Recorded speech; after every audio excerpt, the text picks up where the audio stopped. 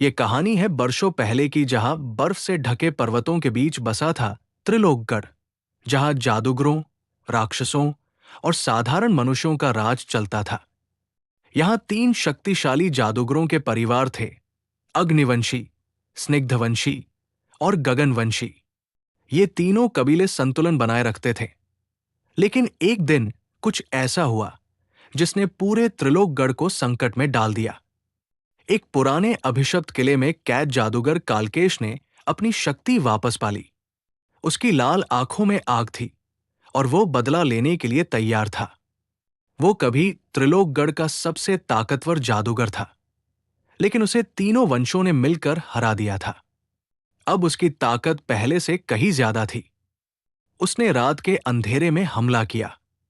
अग्निवंशी महल जल उठा, स्निग्धवंशी झीलें जम गई और गगनवंशी हवेली पर अंधकार छा गया। त्रिलोकगढ़ तबाह होने लगा। लेकिन आशा की एक किरण थी।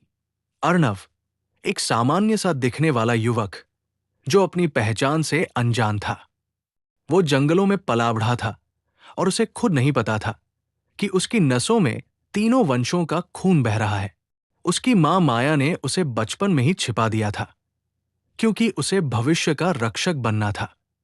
एक दिन जब कालकेश के राक्षस गांव में हमला करते हैं, तो अर्णव की असली शक्ति जाग उठती है।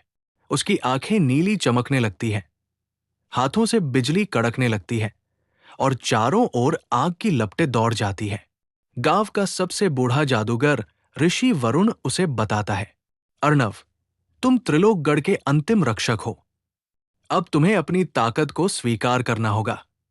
अर्णव अपनी विरासत को समझने के लिए रहस्यमयी गुफा में जाता है, जहां उसे तीनों वंशों के जादुई हथियार मिलते हैं।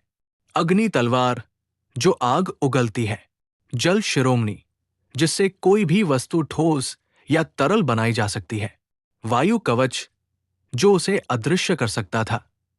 इन शक्तियों के साथ वो त्रिलोकगढ़ वापस लौटता है और कालकेश के महल पर हमला करता है। कालकेश और अर्णव के बीच भीषण युद्ध छिड़ जाता है। कालकेश काले जादू से हजारों अंधकार दानव बुला लेता है, लेकिन अर्णव अपनी दिव्य शक्ति से उन्हें भस्म कर देता है। अंतिम वार में अर्णव ने अग्नि तलवार से कालकेश के सीने पर वार किया और जल शिरोमणि से उसकी आत्मा को बर्फ में कैद कर दिया। कालकेश की चीखें पूरे आकाश में गूंज उठीं और उसकी काली छाया हमेशा के लिए समाप्त हो गई। त्रिलोकगढ़ में फिर से शांति आ गई। अर्णव को महान जादूगर राजा घोषित किया गया। तीनों वंशों ने एकजुट होकर उसे त्रिलोकगढ़ का संरक्षक मान लिया। और इस तरह एक साधारण युवक से लेकर महान जादूगर तक का सफर पूरा हुआ। लेकिन कहानी यही खत्म नहीं हुई, क्योंकि अंधकार कभी पूरी तरह समाप्त नहीं होता। वो सिर्फ इंतजार करता है किसी नए कालकेश के जन्म का।